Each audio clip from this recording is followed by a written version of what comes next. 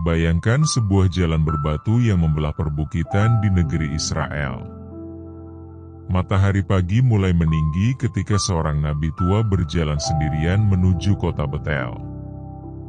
Namanya Elisa. Ia bukan sekadar seorang pengembara. Belum lama sebelumnya, ia baru saja menerima tugas besar sebagai penerus Nabi Elia. Banyak orang masih meragukan dirinya. Ada yang menghormatinya, tetapi tidak sedikit pula yang menganggapnya hanyalah pengganti biasa. Di sepanjang perjalanan, Elisa baru saja menyaksikan mukjizat pertama dalam pelayanannya.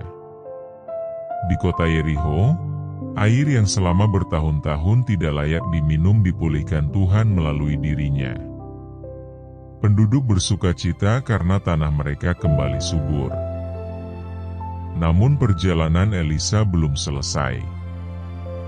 Tujuannya adalah Betel. Betel dahulu dikenal sebagai tempat penyembahan kepada Tuhan. Tetapi pada zaman kerajaan Israel Utara, kota itu berubah menjadi pusat penyembahan berhala. Raja Yerobeam telah mendirikan anak lembu emas di sana agar rakyat tidak lagi pergi ke Yerusalem untuk beribadah. Akibatnya, Betel menjadi kota yang dipenuhi pemberontakan terhadap Tuhan. Para nabi palsu berkembang, sementara nabi Tuhan sering dihina dan ditolak. Ketika Elisa mendekati kota itu, suasana mulai berubah. Tiba-tiba sekelompok besar anak muda keluar dari kota. Terjemahan Indonesia sering menyebut mereka anak-anak, tetapi bahasa Ibrani menggunakan istilah na'ar, yang dapat berarti remaja atau pemuda. Jadi kemungkinan besar mereka bukan balita atau anak kecil, melainkan kelompok remaja hingga pria muda yang sudah cukup mengerti tindakan mereka. Jumlah mereka sangat banyak. Mereka mengelilingi Elisa. Lalu terdengarlah ejekan yang keras. "Naiklah, hai botak! Naiklah, hai botak!" Sekilas kalimat itu terdengar seperti sekadar olok-olok mengenai kepala Elisa yang botak. Namun para ahli Alkitab menjelaskan bahwa ucapan "naiklah" kemungkinan besar merupakan sindiran terhadap peristiwa Elia yang baru saja terangkat ke surga.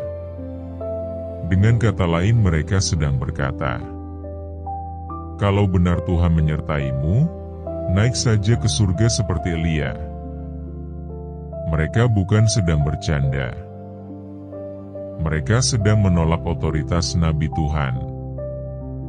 Mereka mengejek pekerjaan Allah. Mereka menghina utusan yang baru saja dipilihnya. Bayangkan puluhan orang mengepung seorang pria yang berjalan sendirian di jalan sepi. Situasi itu bukan hanya penghinaan, tetapi juga ancaman. Elisa berhenti. Ia menoleh kepada mereka. Alkitab tidak mengatakan bahwa Elisa marah lalu membalas dengan kekuatannya sendiri.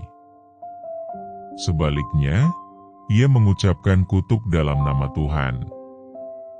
Artinya, Elisa menyerahkan perkara itu kepada penghakiman Allah, bukan mengambil tindakan pribadi. Apa yang terjadi sesudahnya menjadi salah satu kisah paling mengejutkan dalam seluruh Perjanjian Lama. Dari dalam hutan, tiba-tiba muncul 2 ekor beruang betina.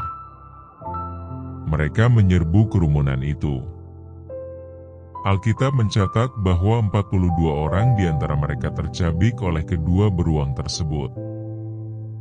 Mengapa Tuhan mengizinkan hal yang begitu mengerikan terjadi? Apakah karena mereka sekadar mengejek seseorang yang botak? Ataukah ada alasan yang jauh lebih dalam daripada yang selama ini dipahami banyak orang? Kisah ini sering menimbulkan pertanyaan besar. Banyak orang berkata, mengapa Tuhan menghukum hanya karena anak-anak mengejek seorang nabi? Pertanyaan itu muncul karena dalam Alkitab bahasa Indonesia, khususnya Lai Terjemahan Baru, mereka memang disebut anak-anak. Namun, jika kita melihat bahasa Ibrani, penjelasannya tidak sesederhana itu. Kata yang digunakan adalah naarkaton, sebuah istilah yang memiliki arti cukup luas. Kata naar tidak selalu berarti anak kecil.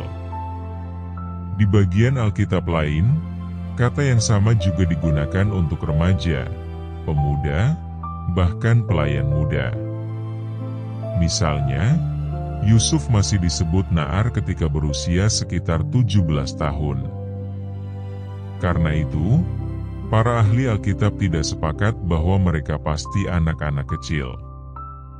Sebagian berpendapat mereka adalah remaja atau pemuda, sementara yang lain tetap menerjemahkannya sebagai anak-anak sesuai konteks terjemahan.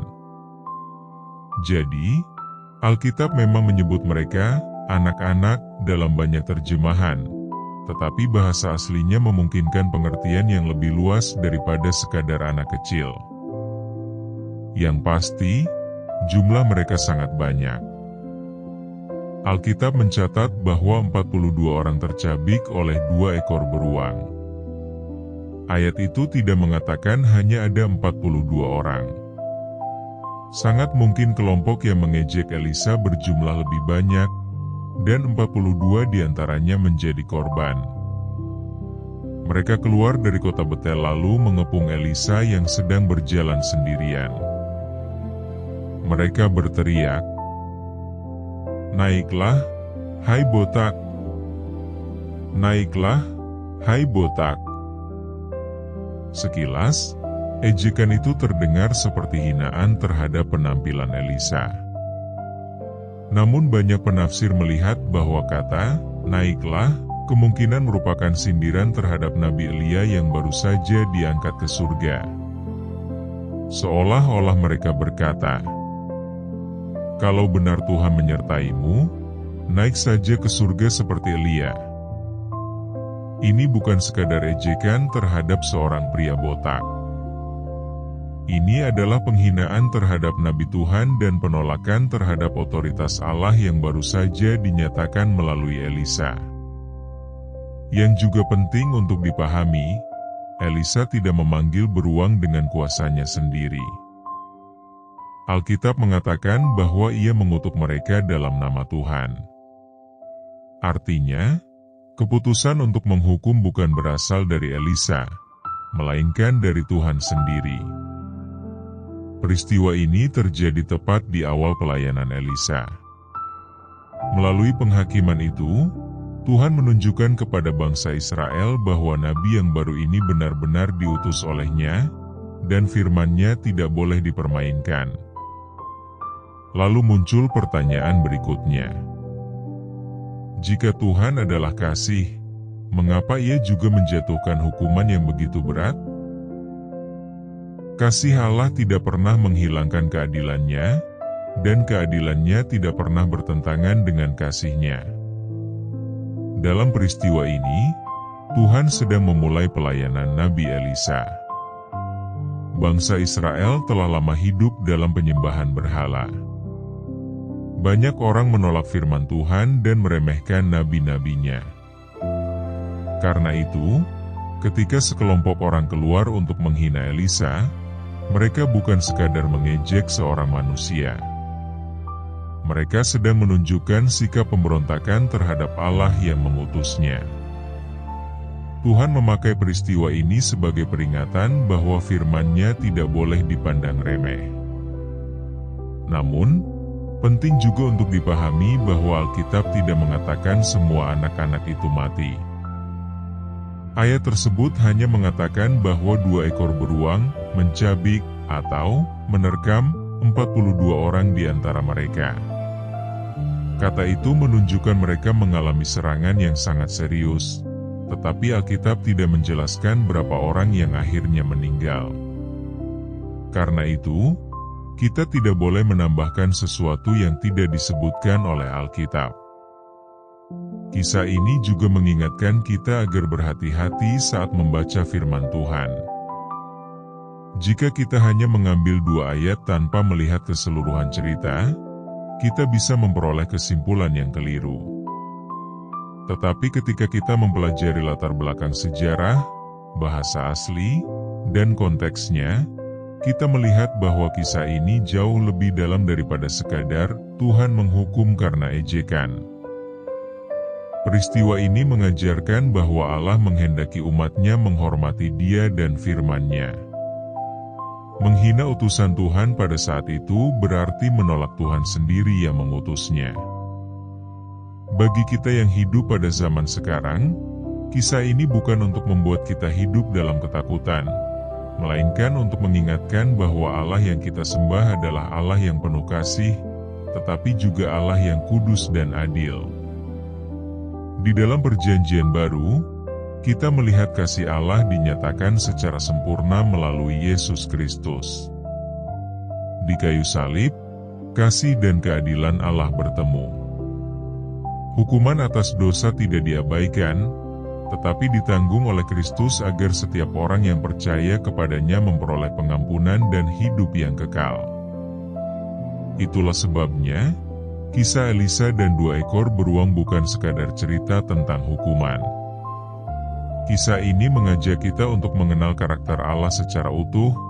Dia mengasihi manusia, tetapi juga membenci dosa dan pemberontakan. Sebelum menghakimi suatu bagian Alkitab sebagai kejam atau tidak adil, marilah kita mempelajarinya dengan saksama. Firman Tuhan seringkali memiliki konteks sejarah, budaya, dan bahasa yang memperkaya maknanya. Semakin kita memahaminya, semakin kita melihat bahwa Allah tetap konsisten, penuh kasih, sempurna dalam keadilan, dan setia pada setiap janjinya. Terima kasih sudah menyaksikan video ini sampai selesai. Jika video ini memberkati dan menambah wawasan iman Anda, jangan lupa klik tombol like, bagikan video ini kepada keluarga, sahabat, dan orang-orang yang Anda kasihi, agar semakin banyak orang dapat belajar firman Tuhan. Tuliskan juga pendapat atau pelajaran yang Anda dapatkan di kolom komentar. Dan jangan lupa subscribe serta aktifkan lonceng notifikasinya agar tidak ketinggalan video-video Alkitab lainnya. Tuhan Yesus memberkati.